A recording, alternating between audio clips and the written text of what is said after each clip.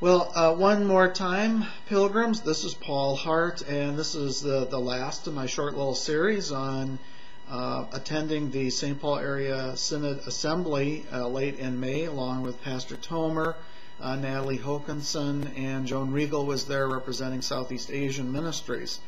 One of the great things about this assembly, and I have never attended one of these, but it looked like this was a typical kind of a thing, was the idea that this was a development experience, that we were not only voting on who our next bishop was going to be and resolutions, but we were also learning about the broader church. And also they brought in a guest speaker who did a whole series of talks throughout the two-day assembly, which was a very great experience.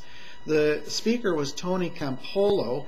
Now, Tony is from the Chicago area. He is a called and ordained Baptist minister. He teaches at a Baptist college down in the Chicago area, but he travels all over the United States doing speeches and talks to groups like the St. Paul Area Synod Assembly.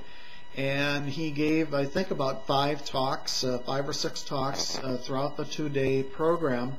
And they were funny, they were challenging, they were, I think, got some people to be really thinking about where their commitments are in terms of how they spend their time and how they spend their money and where we should be spending our time and our money as a church. And so it was a really great experience.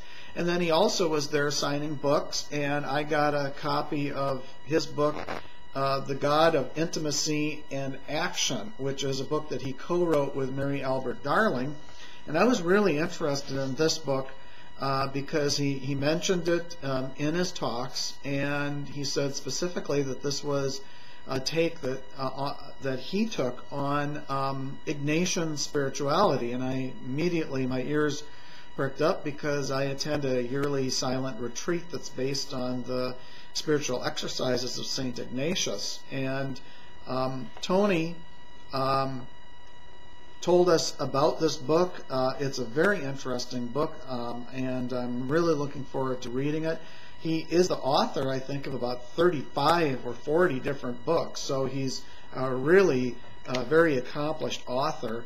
And so, as I said, I'm really looking forward to reading the book. So all in all, it was a great experience. It was good to spend some time with Pastor Carol and Natalie and talk with them about what was going on in the assembly, what's going to be going on with the church-wide assembly. And so I want to thank all the members, and particularly the vestry members who consented to send me as an assembly voting member, and I hope that many of you get an opportunity to have that experience yourselves. So thanks very much for listening.